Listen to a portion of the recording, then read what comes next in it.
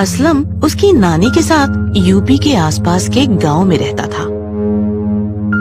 बहुत कोशिश के बाद आखिरकार असलम के लिए एक लड़की मिल ही गई। लड़की बहुत ही सुंदर थी और उसकी आवाज भी बहुत मीठी थी। वो कहते हैं ना, सब्र का फल मीठा होता है। ठीक वैसे ही पूरे आसपास के गांव में बस असलम की बीवी नफीसा की सुंदरता के चर्चे हो रहे थे। वो इतनी सुंदर थी कि जैसे आसमान से उतरी कोई अप्सरा। असलम तो मानो सातवें आसमान पर था। असलम और नफीसा दोनों भी बहुत खुश थे। शादी की पहली रात असलम नफीसा के कमरे में चला गया। नफीसा के इत्र की खुशबू से पूरा कमरा महक रहा था। नफीसा घर की खिड़की से बाहर की तरफ देखते हुए खड़ी थी। चांद की रोशनी में नफीसा इतनी सुंदर लग रही थी जैसे चांद भी उसे देखकर उसकी सुंदरता से मोहित हो नफीसा की तरफ बढ़ने लगा। और जैसे ही असलम ने नफीसा के कंधे पर हाथ रखा, नफीसा अजीब सी आवाज में जोर से चिल्लाई, असलम, आप सो जाओ, हमारी तबीयत बिल्कुल ठीक नहीं है। नसीबा क्या हुआ? अगर तुम्हारी तबीयत ठीक नहीं है तो कहो, मैं डॉक्टर को बुलाऊं? नफीसा ने भारी आवाज में कहा। असलम, मैं ठीक हूँ, बस थोड़ी थक गई हूँ। अगर आपकी इजाजत हो तो क्या मैं सो जाऊं? ठीक है, तुम आराम कर लो। और ये तुम्हारी आवाज को क्या हुआ? नफीसा उसकी बात को अनसुना कर सो गई। असलम ने मन ही मन कहा, शायद शादी की भागदौड़ की वजह से उसकी आवाज खराब हो गई है। अगली सुबह काम के लिए निकलते समय असलम ने नफीसा को पूछा, तो अब कैसी है तुम्हारी तबीयत और तुम्हारी आवाज? तुम्हारी आवाज अब ठीक है ना? मुझे क्या हुआ है? मैं तो बिल्कुल ठीक हूँ। वहीं आंगन में असलम की नानी बैठी हुई थी। असलम ने कहा, चलो शाम को मिलते हैं, खुदा हाफिज। ये कहते हुए असलम घर से बाहर चला गया।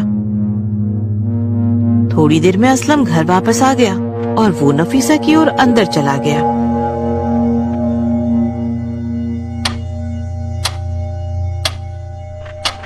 कुछ देर बाद असलम वापस काम पे जाने लगा। वहीं आंगन में बैठी नानी ने उसे टोक दिया, अरे क्या हुआ असलम, अभी अभी तो काम पे चले गए थे, ये तुरंत वापस भी आ गए। लगता है आज काम करने का तुम्हारा मन नहीं है। असलम बिना कुछ कहे नानी की बात को अनसुना करते हुए वहाँ से चला गया।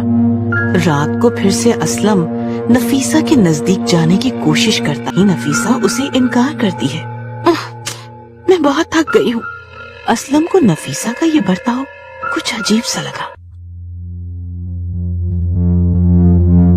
अगले दिन असलम काम पे चला गया। कुछ देर बाद वो वापस आ गया और नफीसा के कमरे में चला गया। कुछ दिन ये सिलसिला चलता रहा।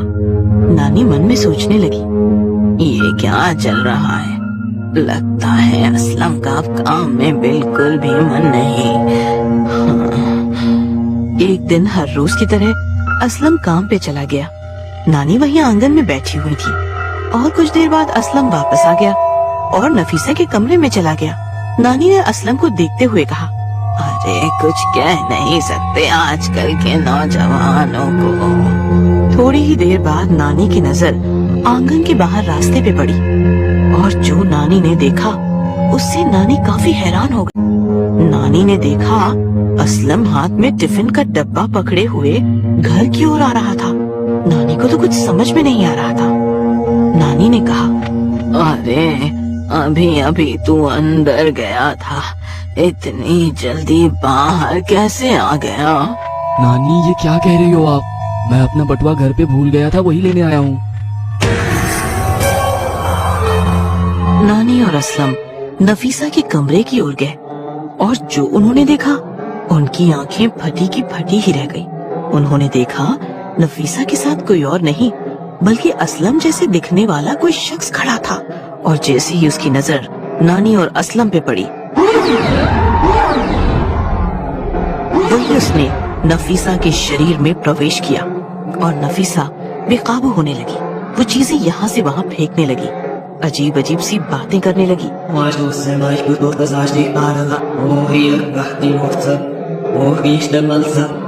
असलम और नानी को कुछ समझ नहीं आ रहा था कि क्या करेंगे। फिर वो आसपास के गांव वालों की मदद से एक पीर पाशा बाबा बंगाली से मिलने चले गए।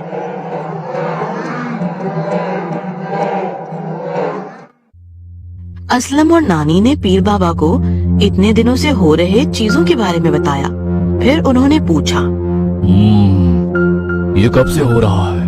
और असलम ने कहा, बाबा जी, निकाह के बाद घर लौटते समय नसीबा को गाड़ी में उल्टी जैसा होने लगा। फिर बीच जंगल में गाड़ी रोकनी पड़ी। वहीं पास के एक पेड़ के नीचे नसीबा बैठी थी और फिर कुछ देर बाद उसे अच्छा महसूस होने लगा और हम घर की ओर निकल पड़े। घर आने के बाद तो सब कुछ ठीक था, पर जब रात हुई तो नसीबा अजीब सा बर्ताव करने लगी। पीर बाबा ने कहा, क्या तुम मुझे वो जगह दिखा सकते हो? हाँ बाबा, चलिए मैं आपको उस जगह पे वो लोग उसी जंगल के बीचों बीच चले गए जहाँ उस दिन गाड़ी रुकी थी। अब पास की जगह को बाबा ने अच्छे से देख लिया।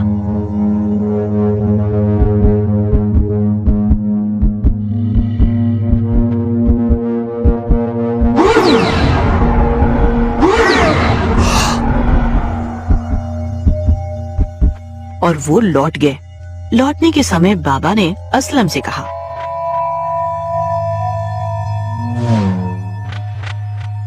देखो बेटे, ये जो तुम्हारी बीवी पे हावी है वो कोई ऐसे वैसे भूत नहीं बल्कि जिन का साया है।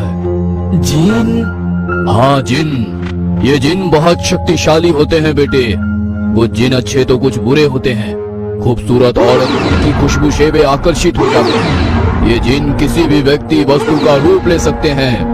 इन्हें बस में करना बहुत मुश्किल होते हैं। उन्हें लोग पागल समझते हैं, इसलिए नई शादीशुदा दुल्हन को घर से बाहर नहीं जाने देते। बाबा, मेरी नसीबा को इस जिन से छुटकारा दिलाओ बाबा। मैं इसकी मुंह बोली कीमत देने को तैयार हूँ।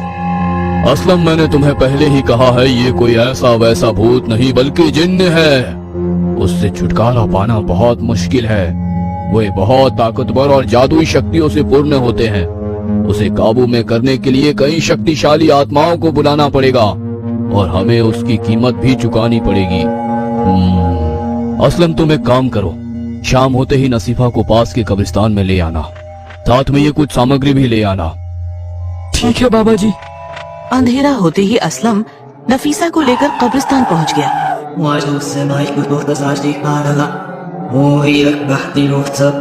बाबा वहाँ पहले से ही मौजूद थे। असलम ने देखा कब्रिस्तान के बीचों बीच एक चक्र बना था। असलम, नसीफा को यहाँ बिठा दो। नफीसा बैठ गई और बाबा ने तुरंत कुछ मंत्र फूके और नफीसा पर हावी हुआ जिन अपना रूप दिखाने लगा। नफीसा यानी उसके अंदर का जिन पूरे कब्रिस्तान में दौड़ने लगा। बाबा के बनाए हुए चक्र में उसका बैठना बहुत जरूरी था। चक्र के अंदर जाते ही उसे काबू करना मुमकिन था, पर नफीसा यानी जिन कब्रिस्तान में यहाँ से वहाँ दौड़ रहा था। बाबा के बहुत कोशिश करने के बाद भी वो काबू में नहीं आ रहा था। आखिरकार बाबा ने कुछ और मंत्र फूंक कर कब्रिस्तान के कुछ आत्माओं को जगा दिया। बाबा ने उनसे कहा, इस जिन को इस चक्र के अंदर ले आओ। जिन को काबू करना इंसानों के लिए बहुत मुश्किल था, पर कुछ प्रेत आत्माएं मिलकर ही उसे काबू कर सकते हैं।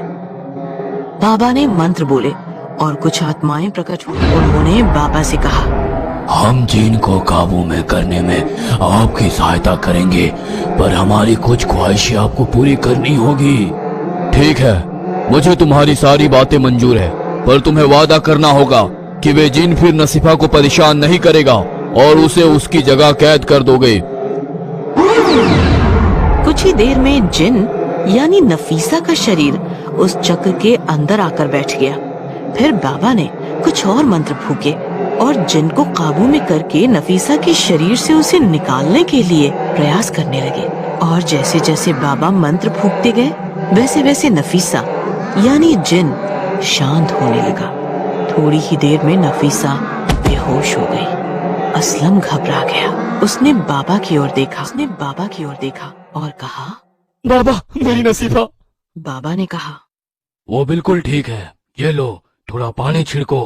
असलम ने नफीसा के चेहरे पर पानी की कुछ बूंदें छिड़की और नफीसा होश में आ गई।